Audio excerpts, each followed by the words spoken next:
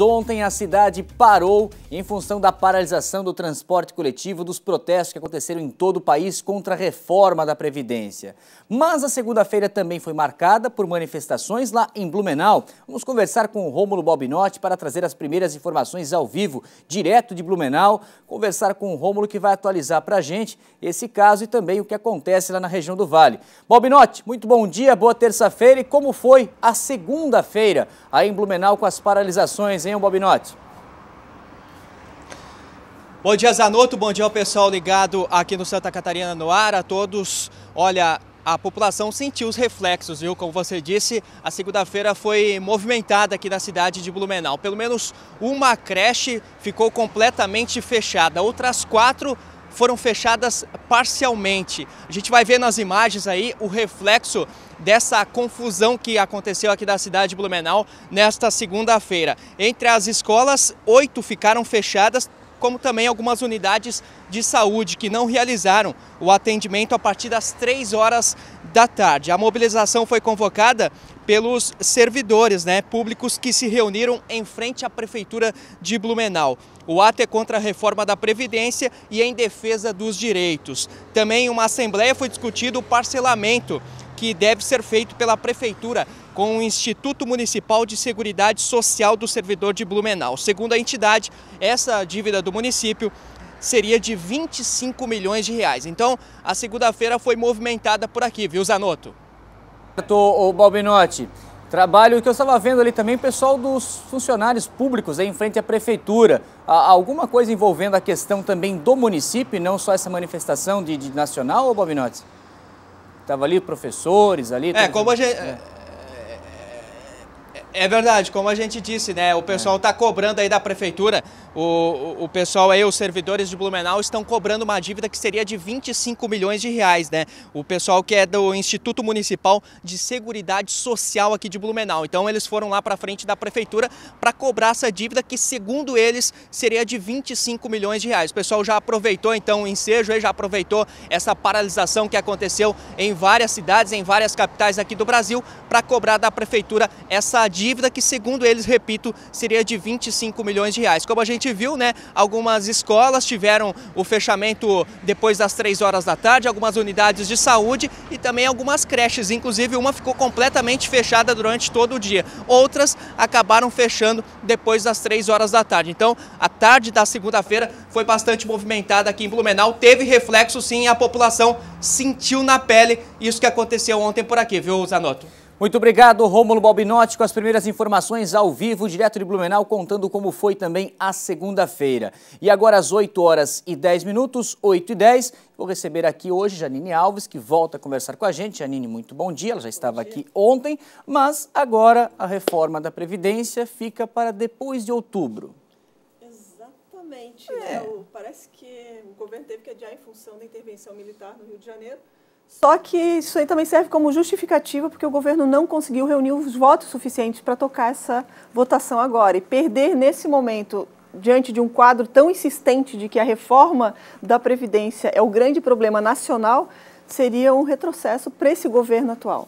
E também o governo já fez esse anúncio, acho que ontem à noite a Câmara dos Deputados também já aprovou a intervenção militar do Rio de Janeiro, mas agora o governo colocou as novas prioridades. E até, Janine, gostaria que você explicasse para a gente essas mudanças que o governo está querendo fazer, privatização da Eletrobras, mudança no PIS/COFINS também. Na realidade é para fazer caixa, Hoje a gente sabe que existe um grande rombo nas contas públicas e que não é só atrelado à Receita Federal, não é só atrelado às contribuições federais, Isso aí a gente tem que ver que é um todo. O rombo ele vem também do decréscimo da arrecadação em função da crise. Certo, aqui o pessoal colocou na tela para a gente aqui agora a mudança, nova meta do governo. Exatamente. Isso aqui é com relação à Previdência Social e os cálculos, com relação à não existência, na realidade, de um déficit nas contas públicas. O que existe hoje é um embate na economia, com economistas e o governo, com instituições, por exemplo, os auditores da Receita Federal, eles dizem que não há rombo na Previdência, que o sistema é superavitário. Isso porque os auditores da Receita Federal, que são funcionários públicos do governo concursados, eles fazem auditoria da dívida há 22 anos.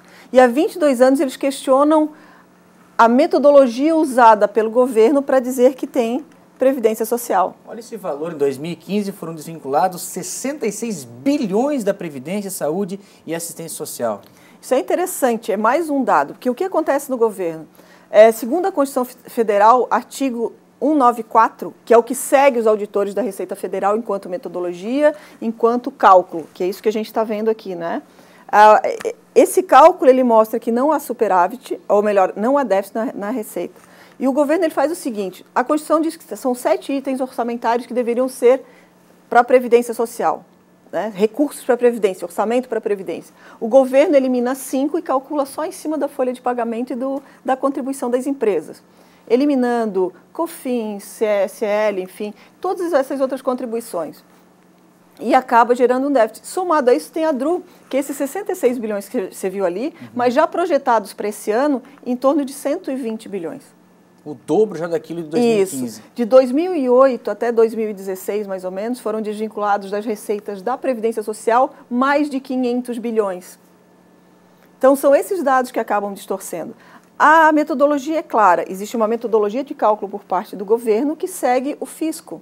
Enfim, uma lógica muito particular. E nesse caso, o déficit é astronômico, acima de 260 bilhões.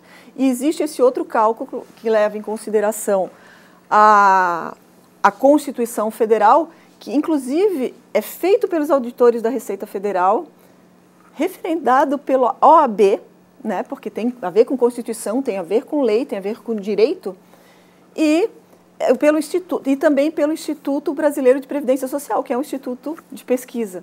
Então, esse cálculo ele tem uma lógica a partir da Constituição Federal, mostrando que o déficit não é tão absurdo.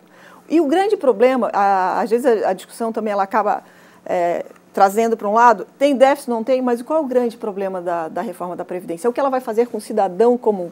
Serão necessários 49 anos de contribuição ininterrupta para que a pessoa se aposente com 100% do salário.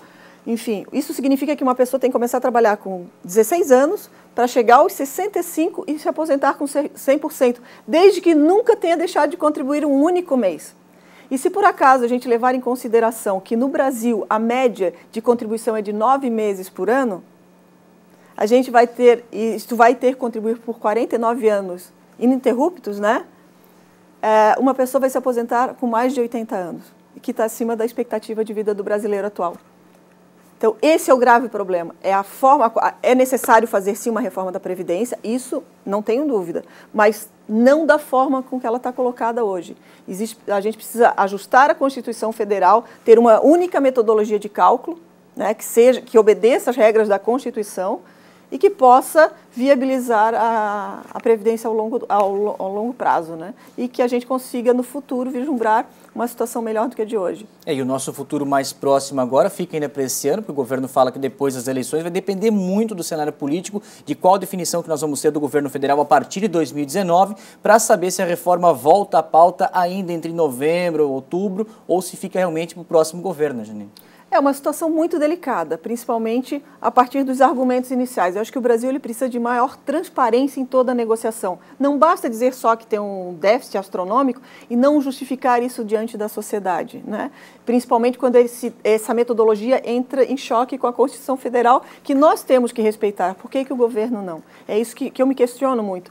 É óbvio que, como economista, é fácil de perceber que existe um rombo nas contas públicas e eles têm que ajustar as contas de uma maneira geral. Mas a gente também sabe que a Previdência ocupa, dentro do quadro, né, de dívida do orçamento da União, em torno de 23% a 25% dos gastos, enquanto o juro da dívida está acima de 40%, 45%. Sabe, a gente vive num país extremamente endividado, com atenuante agora, que realmente vai ser positivo para a economia, quando baixa o juro, também baixa a taxa básica de juros, baixa os juros cobrados da dívida brasileira. E a gente vai ter também um atenuante no sentido de melhorar, dar um pouquinho mais de fôlego no orçamento. Janine Alves, muito obrigado mais uma vez pela sua participação, essas mudanças no cenário de ontem para hoje. E a Janine volta aqui sempre para deixar a gente bem atualizado. Obrigado, Janine. Obrigada também.